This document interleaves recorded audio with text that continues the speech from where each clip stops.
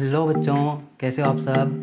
स्वागत है आपका इस यूट्यूब चैनल पे जहाँ पे हम लोग अभी तक करंट इलेक्ट्रिसिटी की 2 वीडियोस देख चुके हैं। ओके, इस तीसरी वीडियो में हम लोग जो है अपना सेल्स को सीरीज़ और पैरेलल में ज्वाइन करना सीखेंगे। ओके, अभी तक जो है हमने रेजिस्टेंसेस को सीरीज़ और पैरेलल में ज्वाइन करना सीख लिया है और हमने कुछ कम्प्लेक्स नेटवर्क्स को सॉल्व करने की टेक्निक्स भी सीखी हैं जिसमें सिमेट्री मेथड्स शामिल थे।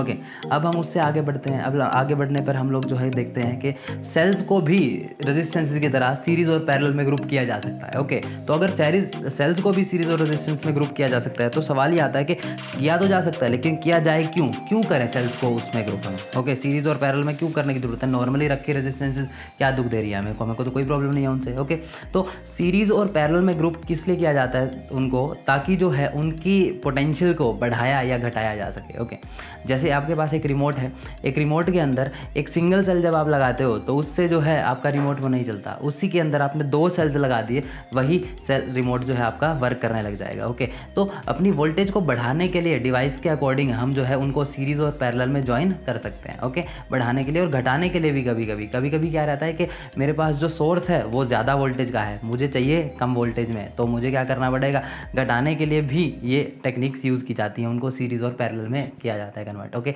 तो देखते हैं सीरीज़ और पैरेलल की तरफ। यस, तो सबसे पहला हमारे पास जो टॉपिक है उसका नाम है बच्चों सेल्स इन सीरीज़। सेल्स इन सीरीज़, तो जब कभी भी 2 सेल सीरीज़ में होंगे, आपने देखा होगा छोटी क्लासेस में भी, तो उनको कैसे रिप्रेजेंट करते थे आप लोग, ये इस तरह से आपने जो है छोटी क्लासेस में कई तरह के सेल्स आपने उनको अटैच कर देते थे। ओके, लेकिन 10th क्लास तक आपको ये नहीं पता था कि इनकी अपनी कुछ इंटरनल रेजिस्टेंस भी हो सकती है। ओके, लेकिन अब हमें पता है कि इनमें अपनी कुछ इंटरनल रेजिस्टेंस है, तो अब हम उसको भी साथ में अपने डेरिवेशन के अंदर ध्यान में रखेंगे। तो जब कभी भी सेल सीरीज़ के अंदर हैं तो कुछ इस तरह से हमें दिखना चाहिए। तो ये एक सेल है, उसका अपना इंटरनल रेजिस्टेंस, ये एक दूसरा सेल है, उसका अपना इंटरनल रेजिस्टेंस, ये तीसरा सेल है, उसका अपना internal resistance, so on and so forth. So this is point A, this is point B. Okay, इसकी ईएमएफ मान लेते हैं E1 है, E2, E3, internal resistance R1, R2 and R3। तो अब टोटल ईएमएफ कितनी हो जाएगी, जैसे इसमें नॉर्मली होता है जब भी नेगेटिव को पॉजिटिव टर्मिनल से जोड़ते हैं तो वो ऐड हो जाती हैं डायरेक्टली। तो equivalent EMF is equal to E1 plus E2 plus E3। Okay, similarly resistances भी तो सीरीज़ में ही है ना भाई, तो उन्होंने क्या बिगाड़ा है, R equivalent is equal to R1 plus R2 plus R3। इसी फॉर्मूला को आप जनरलाइज कर सकते हैं आगे, E1 plus E2 plus E3 plus dash dash dash EN, R1 plus R2 plus R3 plus dash dash dash RN। Okay, तो ये जो है हमारे पास सेल्स आ गए सीरीज़ में और अभी तक सीरीज़ में। तो यस, यदि आपने जो है क्या करा, इनके अंदर जो टेक्निक है लगाने की वो क्या है, पॉजिटिव को नेगेटिव से जोड़ना होता है, पॉजिटिव नेगेटिव पॉजिटिव नेगेटिव। तो देखो नेगेटिव को पॉजिटिव से जोड़ रखा है, नेगेटिव को पॉजिटिव से जोड़ रखा है, तो हमेशा इसी तरह से ही लगाया जाता है ताकि जो है आपकी वोल्टेजेस ऐड हो सके। ओके, अगर आपको घटाना है, उसको सब्ट्रैक्ट करना है, तो आपको क्या करना पड़ेगा, आपको कुछ इस तरह से लगाना पड़ेगा उसको, ये या तो नेगेटिव को नेगेटिव से जोड़ दो और उसको, या फिर पॉजिटिव को पॉजिटिव से जोड़ दो। इन that case what will happen, उसकी ईएमएफ डिक्रीज हो जाती थी। ओके, तो अगर मैंने इस तरह से ज्वाइनिंग कर दी उनकी, तो एक बार इसी सर्किट में देखते हैं कि अगर हम कुछ ऐसा करते हैं तो ये हमारे पास एक पॉजिटिव है, उसका इंटरनल रेजिस्टेंस मैंने एक नेगेटिव टर्मिनल से ज्वाइन कर दिया, और बाकी जो है ये नेगेटिव पॉजिटिव, और इसी तरह से नॉर्मली रखा दूसरे को, ए पॉइंट बी पॉइंट, इसकी ईएमएफ E1, इसकी ईएमएफ E2, इसकी EMF E3, internal resistance R1, R2, R3। अब अगर रेजिस्टेंस की बात करें, रेजिस्टेंसेस तो पॉजिटिव क्वांटिटीज़ हैं, उनको मैं जैसे मर्जी ओरिएंट करके लगा सकता हूँ, उससे कुछ फ़र्क नहीं पड़ेगा। तो रेजिस्टेंसेस तो डायरेक्टली अब भी ऐड ही हो रही हैं, इसके केस में भी R equivalent is equal to R1 plus R2 plus R3 ही आ रहा है। ओके, लेकिन अगर ईएमएफ की बात करें, ईएमएफ में देखो ये तो पॉजिटिव है, अब क्या हुआ, नेगेटिव से नेगेटिव टर्मिनल को अटैच कर दिया, तो ये सब्ट्रैक्ट हो जाएगी, घटाएगी, उसको डिक्रीज करेगी ईएमएफ को। तो इसके केस में अगर मुझे ईएमएफ निकालना है तो E equivalent will be equal to E1 minus E2 plus E3। इस तरह से जो है आपको सेल की ओरिएंटेशन का ध्यान भी रखना है ताकि जो है आप अच्छे से निकाल सके टोटल ईएमएफ को। ओके, तो ये है हमारा सेल्स इन सीरीज़। अब भी क्वेश्चंस इसमें कैसे आते हैं, एक क्वेश्चन हम लोग इसका करके देख लेते हैं, एक बार इसको नोट डाउन कर लो सारे के सारे, पॉज करके वीडियो को। तो यस, अब आपने वीडियो को पॉज करके नोट डाउन कर लिया होगा, तो बढ़ते हैं आगे की तरफ। तो 1 मार्क्स में इसमें क्वेश्चन कभी कभी पूछ लेते हैं कि अब जैसे लेट अस अज्यूम हमारे पास जो है n सेल्स हैं of which are completely identical. Okay, n identical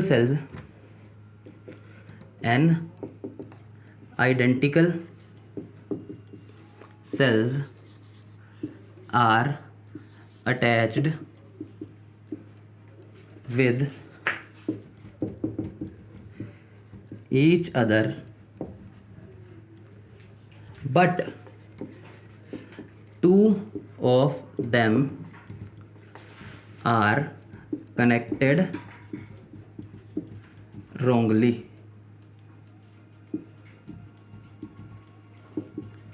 in series. What will be the total EMF and resistance if one of them has EMF E and resistance small r.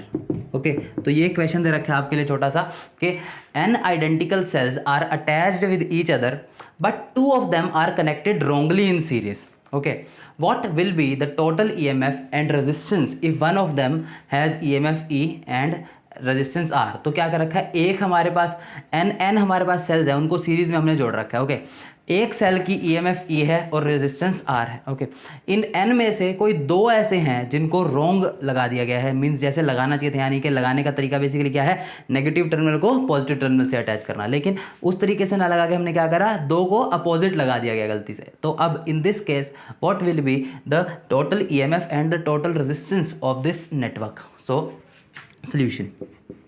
Okay, तो सबसे पहले आप इसका circuit देखो, ये आपके पास एक, फिर उसका इंटरनल रेजिस्टेंस, ये दो, फिर उसका इंटरनल रेजिस्टेंस, ये तीन, फिर उसका internal resistance.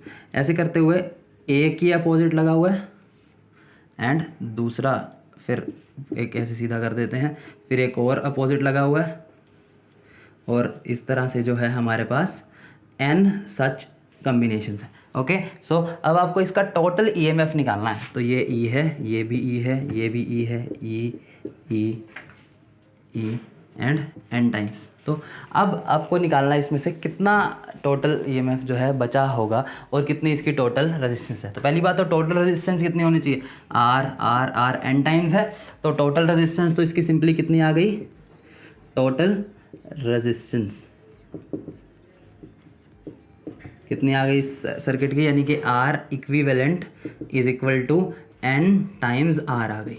Okay, but total EMF अब मुझे निकालनी है, तो देखो कैसे, E प्लस E ऐसे करके कितने, देखो इनमें से कितने होंगे, जैसे टोटल n है। ओके, तो टोटल में से n-2 जो हैं वो तो पॉजिटिव है। ओके, और जो बचे हुए दो हैं वो नेगेटिव है, तो E n-2 times plus minus में 2 टाइम्स E।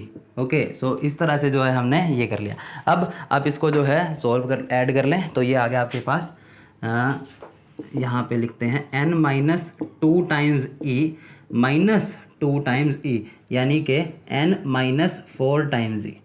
तो यस, इस तरह से हमारा this is the total, sorry n-4 आ गया। ओके, सो इस तरह से हमारे पास आ गया यहाँ पे n-4 टाइम्स E।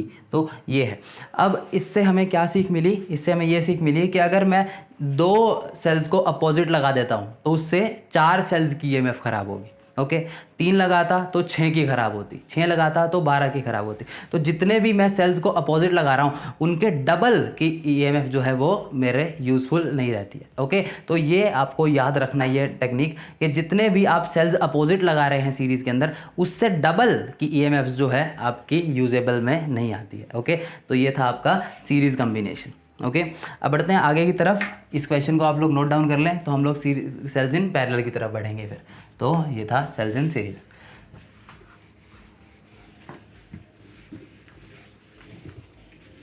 आई होप आपको इक्वेशन समझ आ गया होगा। अब सेकंड पार्ट की तरफ बढ़ते हैं हम लोग, सेल्स इन पैरेलल। तो सेल्स इन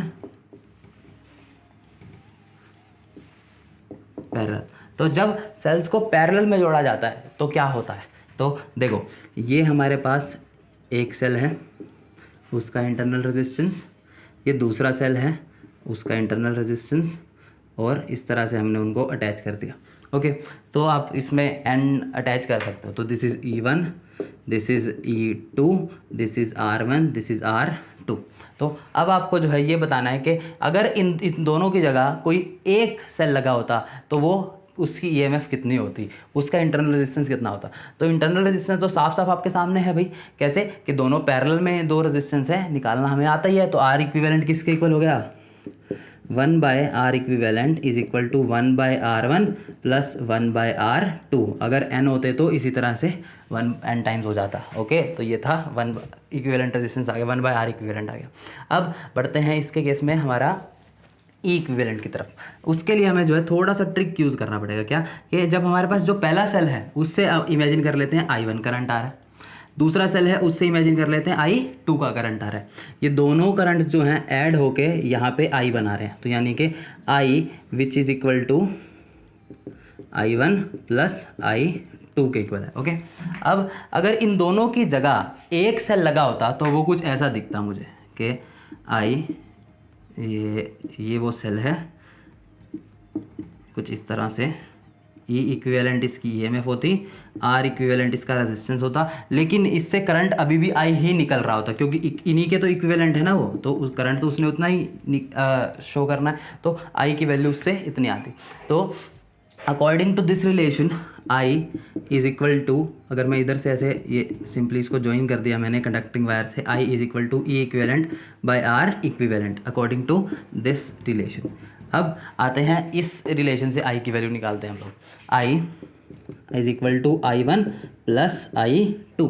ओके, तो I1 की वैल्यू किसके इक्वल होगी, E1 बाय R1 के इक्वल होगी, E1 by R1। Similarly I2 की वैल्यू किसके इक्वल होगी, E2 बाय R2 के इक्वल होगी। ओके, सो अब I की वैल्यू आपने उधर से पुट कर दी, E equivalent bye R equivalent. तो ये आ गया हमारे पास relation, E equivalent bye R equivalent is equal to E1 by R1 plus E2 by R2। तो इस तरह से आप लोग जो है इसको सॉल्व कर सकते हैं। आपने क्या करा, अब आपके पास 1 बाय R इक्विवेलेंट की वैल्यू आई हुई है, ठीक है। तो आप इससे E इक्विवेलेंट निकालना चाहें तो E equivalent into 1 by R1 plus 1 by R2 is equal to E1 by R1 plus E2 by R2 है। इसको नीचे ले जाओ तो क्या आ गया आपके पास relation, E equivalent is equal to E1 by R1 plus E2 by R2 divided by 1 by R1 plus 1 by R2। तो इस तरह से जो है आपने जो है पैरेलल के अंदर रिलेशन निकाल लिया। ओके, तो इसमें हमने क्या देखा कि E equivalent is equal to E1 by R1 plus E2 by R2 divided by 1 by R1 plus 1 by R2। 3 होते तो प्लस E3 बाय R3, नीचे 1 बाय R3 ऐड हो जाता। n होते तो n टाइम्स इसी रिलेशन को हम लोग आगे एडिशनली फॉलो कर लेते हैं। तो इस तरह से जो है हम लोग पैरेलल के अंदर भी रेजिस्टेंसेस को या फिर सेल्स को जोड़ा जा सकता है। ओके, तो लेकिन ध्यान रखने की बात क्या है, ध्यान रखने की बात इसमें यह है कि हमने जो है पॉजिटिव टर्मिनल को पॉजिटिव वाली साइड से जोड़ा है, नेगेटिव टर्मिनल को नेगेटिव वाली साइड से जोड़ा है। ओके, तभी जो है वो ऐड में आ रहे हैं। लेकिन अगर बाय चांस मैंने किसी को अपोजिट कर दिया, ओके, तो अगर मैंने अपने सर्किट को जो है इस तरह से ना बना के कुछ ऐसा बनाया होता, तो कुछ मीन्स कुछ इस तरह से होता मेरा सर्किट कि ये पॉजिटिव नेगेटिव एंड ये नीचे वाला नेगेटिव पॉजिटिव, तो उस केस में क्या होता, this is E1 R1, this is E2 R2। तो in that case what would have happened, तो E equivalent bye R equivalent is equal to, क्योंकि ये नेगेटिव हो गया तो आप इसको अपोजिट कर दो, E1 by R1 minus E2 by R2 ये इस तरह से आप लोग जो है इसको सोल्व कर सकते हैं पैरेलल ग्रुपिंग में। ओके, सो ये पैरेलल के कुछ क्वेश्चंस हम लोग आगे इस वाले पार्ट को एक बार आप नोट डाउन कर लें तो हम पैरेलल के कुछ क्वेश्चंस को हम लोग सोल्व करते हैं। सो आई होप आपको यहाँ तक समझ आ गया होगा सभी को। तो अगर आपको समझ आ ही गया है तो आपकी नॉलेज को टेस्ट कर लेते हैं फ्रॉम दीज न्यूमेरिकल्स कि कितने बच्चे हैं जिनको कुछ समझ भी आया है। तो चलो बढ़े आगे की तरफ। ये हमारे पास एक इस प्रकार से 3 आइडेंटिकल सेल्स दे रखे हैं। ओके, हाँ, तो question this is the circuit, ये एक, ये दूसरा और ये एक तीसरा। अब बताओ इसका इक्विवेलेंट, इसकी वैल्यू तो रखी है 2 वोल्ट 2 वोल्ट 2 वोल्ट, तीनों इक्विवेलेंट है। इसकी वैल्यू 1 ओम 1 ओम 1 ओम, वेरी गुड। तो अब जो है आपको इसका इक्विवेलेंट ईएमएफ बताना है और इक्विवेलेंट रेजिस्टेंस बताना है। तो कैसे बताओगे? दो सिंपल सा लॉजिक यूज़ करना है। सबसे पहली बात तो आर इक्विवेलेंट निकालो। आर इक्विवेलेंट निकालने के लिए फॉर्मूला यूज़ करेंगे 1/r equivalent is equal to 1/r1 plus 1/r2 plus 1/r3। क्योंकि जो है सिमिलर है तो क्या हो गया 3/r यानी कि 3/1 हो गया। तो R equivalent is equal to 1/3। So इस तरह से जो है आप निकाल सकते हैं। तो बेसिकली अगर जनरलाइज फॉर्म में लिखना है तो अगर n such equivalent resistances are added तो आप क्या फॉर्मूला लिखोगे? R equivalent is equal to r/n। तो ये जनरलाइज फॉर्मूला है। आप अगर इक्वल रेजिस्टेंसेज ऐड हो रहे हैं तो R equivalent is equal to r/n। Okay, similarly हमारे पास ये भी एक रिलेशन गिवन है भाई, देखो क्या दे रखा है। तो इससे अब निकालो E equivalent bye R equivalent is equal to E1/R1 plus E2/R2 plus E3/R3। तो वैल्यूज़ पुट कर देंगे भाई। E1/R1 यानी कि 2/1 प्लस 2/1 प्लस 2/1। तो ये आ गया आपके पास 6 के इक्वल। R इक्विवेलेंट की वैल्यू किसके इक्वल है? 1/3 के इक्वल। तो ऊपर ले जाओ, E equivalent is equal to 6 multiply by R equivalent. क्या वैल्यू दे रखी है R इक्विवेलेंट की? 1/3। सो इसकी वैल्यू आ गई 6 मल्टीप्लाई 1/3 यानी कि 2 वोल्ट। तो अगर इस तीनों की जगह एक ही रेजिस्टेंस होता तो उसकी कितनी होती ईएमएफ? उसकी ईएमएफ होती हमारी 2 वोल्ट। तो इसका मतलब क्या हुआ? पैरेलल में आपने सारे जब ईएमएफ इतने सारे जोड़ दिए आपने सेल्स, तो उनका जो टोटल अगर एक जैसे आप जोड़ रहे हो तो उनका टोटल ईएमएफ जितना पहले था उसके बराबर ही है। ओके, तो 2 ही आ रहा है ना। तो लेकिन उनकी जो इंटरनल रेजिस्टेंस है वो कम हो गई है। ओके, तो इंटरनल रेजिस्टेंस को कम करने के लिए इस टेक्निक को यूज़ किया जाता है सेल्स की। ये सेम सेल्स को इकट्ठे पैरेलल में लगा लो जितना भी आप उसको जितने टाइम्स उसको कम करना चाहते हो। So this is the E equivalent which is equal to 2 volt. R equivalent is equal to 1/3 ohm. So अगर n आइडेंटिकल सेल्स हमारे ज्वाइंट हो रहे हैं इन पैरेलल एटलीस्ट, तो उस केस में क्या हो जाएगा? कुछ इस तरह से R equivalent is equal to R/n। और अगर हम जो है उसका E इक्विवेलेंट निकालना चाहें, देखो ये तो जनरल फॉर्मूला मैंने R इक्विवेलेंट का आपको बता ही दिया। तो E equivalent bye R equivalent is equal to n times E/R हो जाएगा।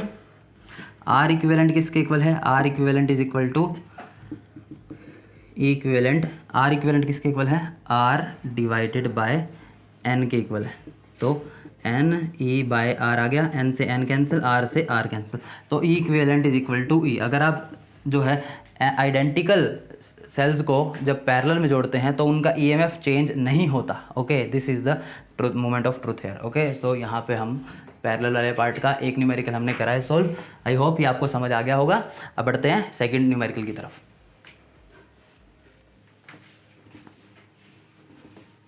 इस सेकंड न्यूमेरिकल में हम लोग एक और जनरलाइज तरीके से जो है इसी क्वेश्चन को सोल्व करेंगे। तो देखते हैं कैसे। हाँ, तो ये हमें एक क्वेश्चन दे रखा है। लेट अस अज्यूम एक ये सेल है, इसका इंटरनल रेजिस्टेंस, ये दूसरा सेल है, इसका इंटरनल रेजिस्टेंस, और यहाँ पे एक आ गया हमारा तीसरा रेजिस्टेंस। ओके, इसका जो ईएमएफ दे रखा है उसकी वैल्यू ले लेते हैं हम लोग 6 वोल्ट, इसकी ले लेते हैं 12 वोल्ट। इधर से हमने जो है इंटरनल रेजिस्टेंस लगाया है, लेट अस अज्यूम 2 ओम का, इसका 1 ओम का, और यहाँ पे हमारा एक 4 ओम का रेजिस्टेंस हमने लगा दिया। ओके, अब आपको मुझे क्या बताना है, you have to tell me what will be the current in this arm. Okay, I की वैल्यू जो आ रही है इधर से।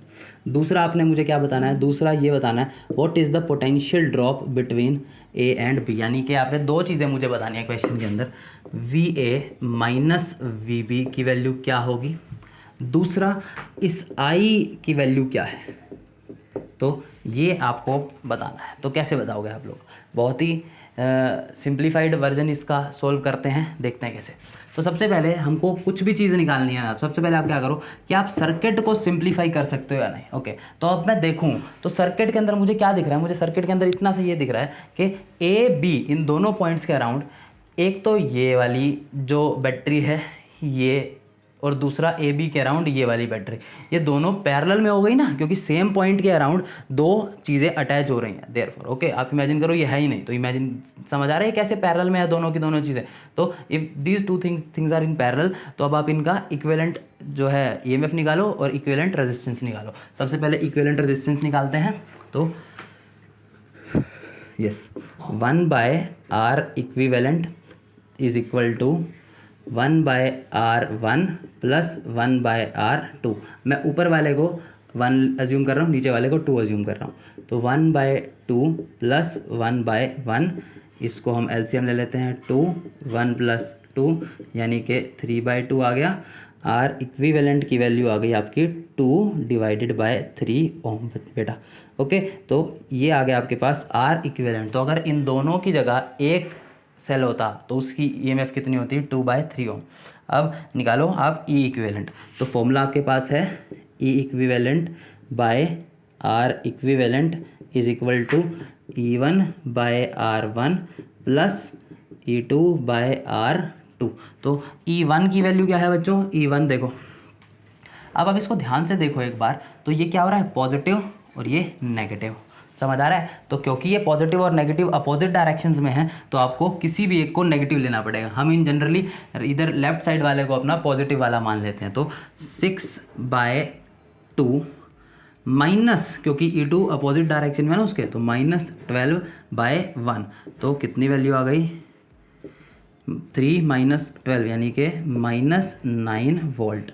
तो E इक्विवेलेंट बाय आर, अच्छा वोल्ट आई या फिर एम्पियर आया, E बाय आर ये करंट की यूनिट है, तो 9 एम्पियर आ गया। ओके, तो E equivalent by R equivalent is equal to -9 ampere आ रहा है। ओके, -9 होने का मतलब क्या है कि इसकी डायरेक्शन जो है, जो आप सोच रहे हैं उससे अपोजिट होगी। तो हमारे हिसाब से डायरेक्शन जो है इसकी अभी ये थी, लेकिन ये अपोजिट डायरेक्शन में है, तो E equivalent by R equivalent है। ओके, अब निकालते हैं ई इक्विवेलेंट की value. Equivalent EMF is equal to -9 multiply by R equivalent यानी कि 2/3, तो ये कैंसिल हो गया, -6 वोल्ट। ओके, तो अगर इस पूरे में एक बैटरी लगी होती तो उसकी ईएमएफ कितनी आती, -6 वोल्ट की, यानी कि इस डायरेक्शन जो है उसकी रिवर्स होती बैटरी की, और वो 6 वोल्ट की होती वो बैटरी सेल। ओके, सो अब आप इसकी जगह वैसी एक सेल बना दो। तो ये हम लोग, या इसको अगर समझ आ गया हो तो आप इसको नोट डाउन कर लो ताकि मैं इसको रब कर सकूं। ओके, तो अब आपने नोट डाउन कर ही लिया होगा, तो अब हम बढ़ते हैं आगे की तरफ।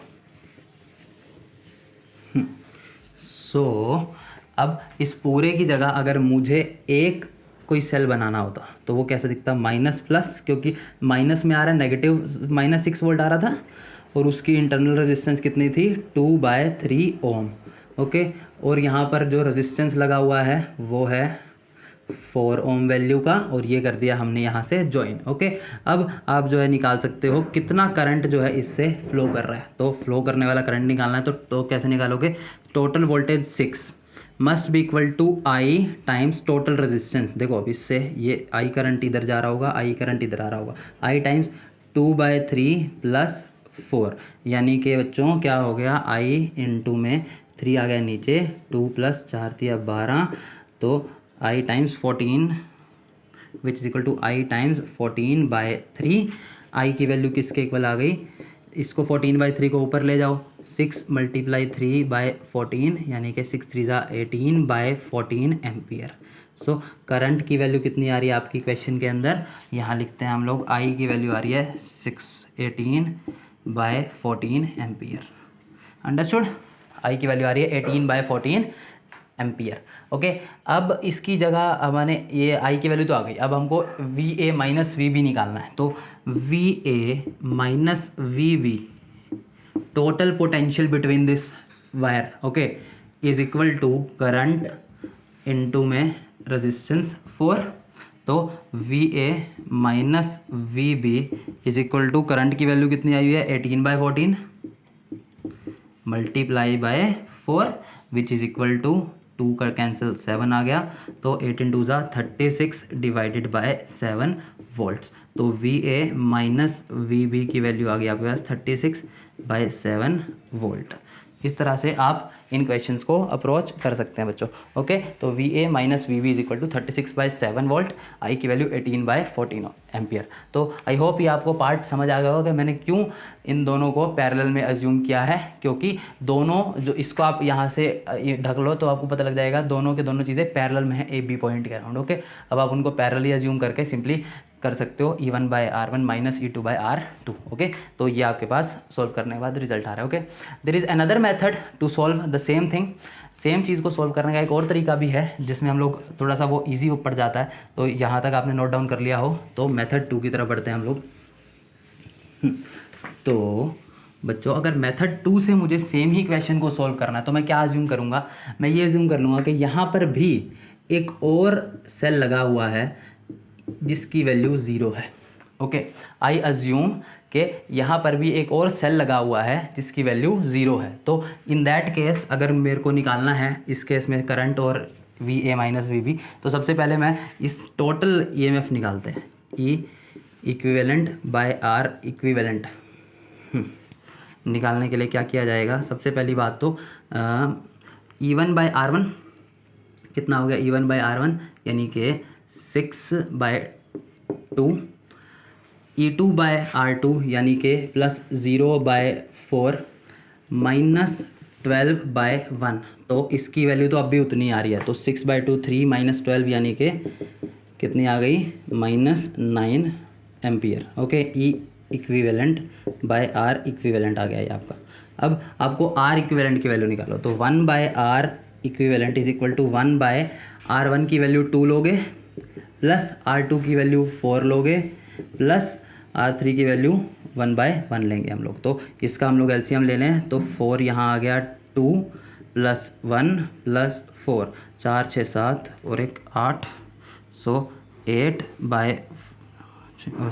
7/4 आ गया।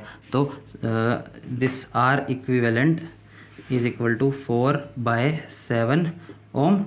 तो इस तरह से हमारे पास R इक्विवेलेंट की वैल्यू आ गई।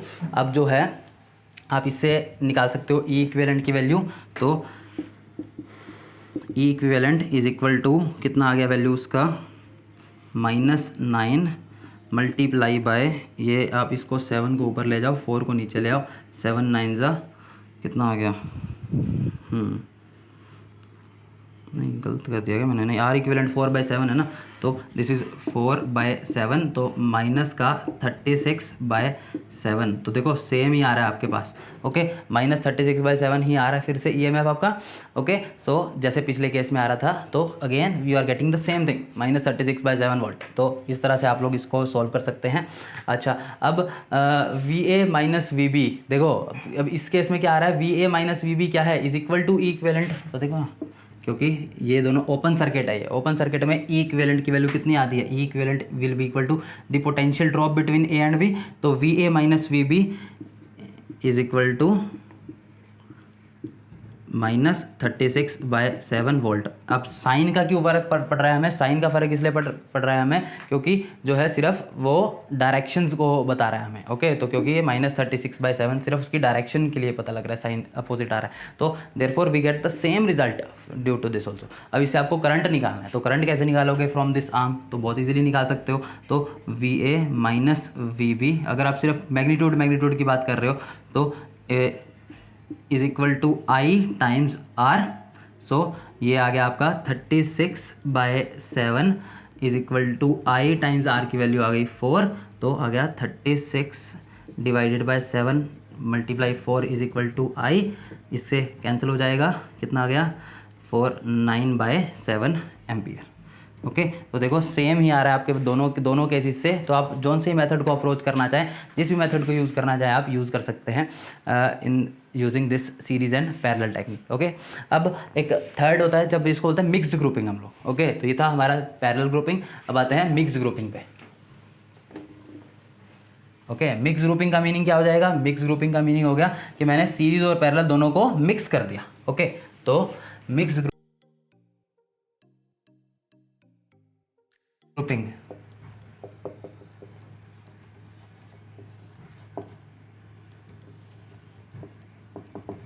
ओके, तो मिक्स ग्रुपिंग के अंदर हम क्या कर रहे हैं कि ये हमारे पास जो है एक सेल है, उसका इंटरनल रेजिस्टेंस दूसरा है, उसका तीसरा है, उसका इस तरह से हमने 3 जोड़ दिए यहाँ पे, इस तरह से और लो, और ये इस तरह से आप लोग जो है इसको जो है आप बोला जाता है मिक्स ग्रुपिंग। अब इसके लिए कोई जनरलाइज फॉर्मूला हमारे पास नहीं है, आप सिंपली निकाल सकते हैं जब आपको न्यूमेरिकल वैल्यू गिवन होगी। इस तरह आपको बताया गया कि इस तरह के सर्किट्स भी अवेलेबल हो सकते हैं। तो E1 R1, E2 R2, E3 R3, E4 R4, E5 R5, so on and so fourth. तो इस तरह से आप लोग लिख सकते हैं यहाँ पे। ओके, तो ये अब इस केस में आपको क्या करना होगा? E1 plus E2 plus E3, R1 plus R2 plus R3, E4 E5 E6, R4 R5 R6 add हो गए, उसके बाद इनको पैरेलल में ऐड कर दिया। तो आप इस तरह से फॉर्मूला मॉडिफाई भी किए जा सकते हैं। ओके, एक केस में जहाँ पर ये फॉर्मूला बहुत ज़्यादा सिंप्लीफाई हो जाता है, that case is when all the cells are of same nature, सारे के सारे आइडेंटिकल हैं। ओके, तो आइडेंटिकल हैं तो ये सारे के सारे सेम बन गए आपके। ओके, तो ये केस में जो है बहुत ज़्यादा सिंप्लीफाई हो जाता है। कैसे? तो लेट अस अज्यूम कि मुझे जो है यहाँ पे n सच रेजिस्टेंसेस ऐड हैं सीरीज़ में, सारों में। ओके, सभी में n यहाँ पे ऐड है। ओके, तो सभी के अंदर n सच रेजिस्टेंसेस ऐड हैं। ओके, और ऐसी कितनी लाइंस हैं?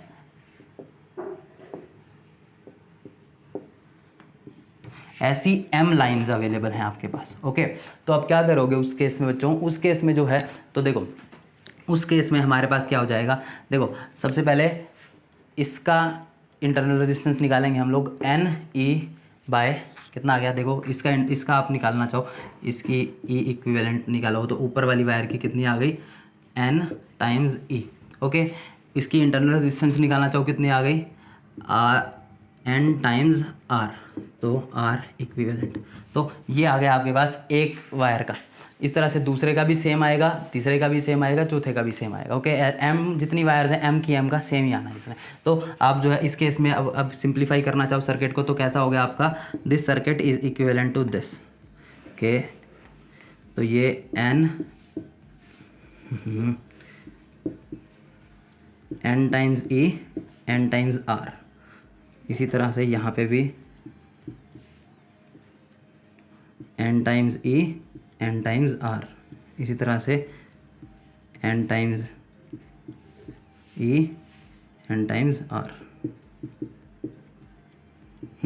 ये आपका m टाइम्स हो गया आपका ऐसा सा सेम। ओके, तो अब इसकी आपको निकालनी है टोटल EMF। तो कैसे निकालोगे? पैरेलल के अंदर हैं सारे के सारे, तो पैरेलल के अंदर इक्विवेलेंट है सारे के सारे रेजिस्टेंसेस, तो कैसा हो जाएगा उसका EMF? NE ही हो जाएगा। ओके, अच्छा इसको आपने क्या करा? m से कर दिया डिवाइड। अच्छा, रेजिस्टेंस निकालना इसका आपने, तो n इसका इक्विवेलेंट EMF कितना आ गया? आपको ये मैंने बताया था कि जब भी सारे के सारे सेम जब सेल्स आप पैरेलल में जोड़ देते हो तो उनका ईएमएफ जो है सेम ही रहता है जितना पहले था, तो एन ई हो गया। ओके, लेकिन उसकी जो रेजिस्टेंस है वो कम हो जाती है, तो आर इक्विवेलेंट जो है कितना आ गया, एन टाइम्स आर जो पुरानी रेजिस्टेंस डिवाइडेड बाय एम, तो ये आ गया।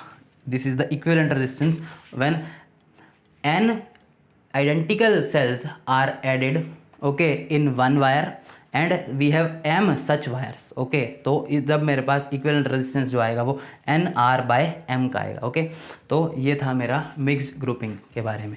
तो आई होप जो पार्ट आपको आज समझाया गया है वो आपको क्लियर हो गया होगा। इससे रिलेटेड क्वेश्चंस जो है अब आएंगे हमारे आगे, जिसके अंदर हम लोग किरचॉफ्स लॉ को पढ़ेंगे अगली वीडियो के अंदर और उसके क्वेश्चंस को सॉल्व करेंगे। Okay, thank you everyone.